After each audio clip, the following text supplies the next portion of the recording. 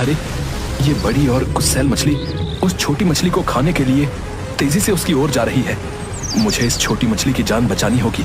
अब एक काम करता हूँ, मैं जोर से ताली बजाता हूँ। इसकी आवाज से बड़ी मछली यहाँ से भाग जाएगी। ताली की आवाज से बड़ी मछली डरकर चली गई,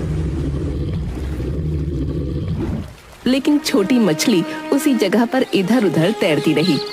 भीमा ने छोटी मछली को अपने हाथ में उठाया। प्यारी नन्ही मछली, अब डरने की बात नहीं है। वो बड़ी मछली यहाँ से चली गई है। अब तुम जल्दी से ऐसी जगह पर चली जाओ जहाँ वो बड़ी मछली तुम्हें ढूंढ न पाए। भीमा ने छोटी मछली को वापस पानी में डाल दिया।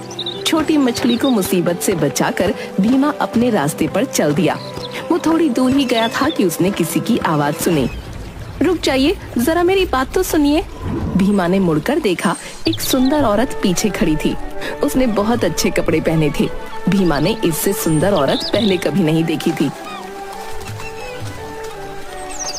ये तो कोई परी लगती है, लेकिन इस परी जैसी दिखने वाली औरत को भला मेरे जैसे गरीब किसान के साथ क्या काम हो सकता है?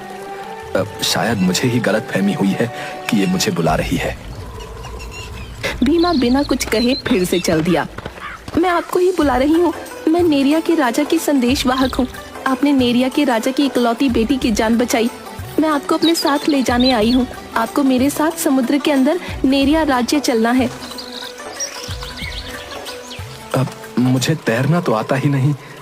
आपको तैरना नहीं पड़ेगा, आप बस मेरे साथ समुद्र के किनारे चलें। मैं एक मछली हूँ, मैं आपको नेरिया राज्य में ले जाऊंगी। ठीक है, मैं आपके साथ चलता हूँ। समुद्र के तट पर आकर उस औरत ने अपना रूप बदला और वो एक सुंदर बड़ी सी मछली बन गई और भीमा को अपनी पीठ पर बिठाकर विशाल समुद्र में ले गई। विशाल समुद्र के तल में चली गई जहाँ पर नेरिया राज्य था। वहाँ पर नेरिया के राजा और बहुत से लोग भीमा के स्वागत के लिए पहले से खड़े थे। उन्होंने भीमा का स्वागत किया। नौजवान, आपका हमारे नेरिया राज्य में स्वागत है।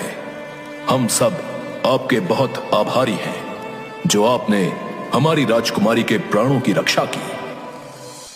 भीमा को अभी भी समझ नहीं आ रहा था कि वो किसके बारे में बातें कर रहे हैं। तभी राजकुमारी ने अपना रूप बदला और वो छोटी सी मछली बन गई जिसके प्राण भीमा ने बड़ी मछली से बचाए थे। वो फिर अपने रूप में आकर बोली, आपका बहुत बहुत धन्यवाद। अगर आज आप ना होते तो मैं यहाँ जीवित खड़ी नहीं होती। मैंने तो सिर्फ मदद की, इसमें कोई हैरानी की बात नहीं है। हमने आपके स्वागत और सम्मान में एक छोटा सा जश्न रखा है।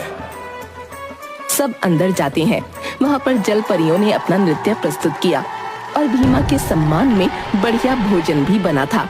जश्न खत्म होने के बाद महाराज, अब मुझे आज्ञा दीजिए, मुझे जाना होगा। युवक, आपने हमारी इकलौती पुत्री और हमारी राजकुमारी के प्राणों की रक्षा की है, इसलिए हम आपको कोई उपहार भी देना चाहते हैं। महाराज, मैं किसी की मदद इसलिए नहीं करता कि मुझे बदले में उनसे कुछ चाहिए।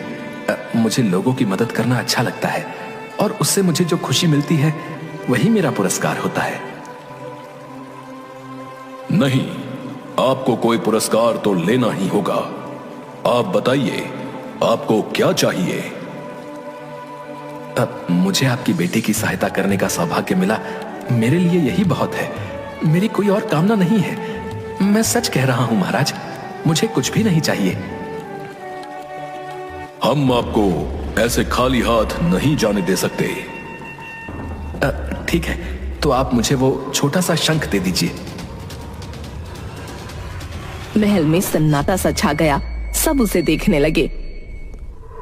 वो तो जादुई शंख है। हमारे राज्य में ऐसा दूसरा एक भी शंख नहीं है। महाराज, अगर ऐसा है तो ये शंख यहीं आपके पास ही रहना चाहिए। कोई पुरस्कार पाने की कामना तो मेरे मन में है ही नहीं। तुमने मेरी बेटी की जान बचाई है। जो कुछ भी हम तुम्हें देंगे वो कम ही होगा। तुम्हें ये जादुई शंख लेना ही पड़ेगा। राजा ने बड़े सम्मान के साथ जादुई शंख भीमा को भेंट स्वरूप दे दिया। भीमा ने शंख संभाल कर थाम लिया और राजा से सम्मान पूर्वक विदा ली। जो बड़ी मछली भीमा को समुद्र के अंदर लाई थी वही उसे वापस समुद्र के बाहर छोड़ने गई। धरती पर पहुंचकर उस मछली ने औरत के रूप में आकर भीमा से कहा, ये जादुई शंख बहुत ही अनमोल है। ये तुम्हारे जीवन को खुशियों से भर देगा। इसकी मदद से तुम हर प्राणी की बात सुन पाओगे, पर इस शंख को उन लोगों से छुपा कर रखना जो अपने स्वार्थ के लिए इसका उपयोग करना चाहते हैं। अब भीमा झटपट जागीरदार के घर की ओर चल दिया। रास्ते में उसे एक पेड़ पर कुछ पंछियों के चहचहाने की आवाज सुनाई दी। उसने सोचा कि जादुई शंख की जांच करने का ये अच्छा अवसर है। उसने शंख को अपने कान के पास लगाया और सुना। ये मनुष्य सोचते हैं कि वो बहुत चतुर और बुद्धिमान है, पर वो कुछ नहीं जानते।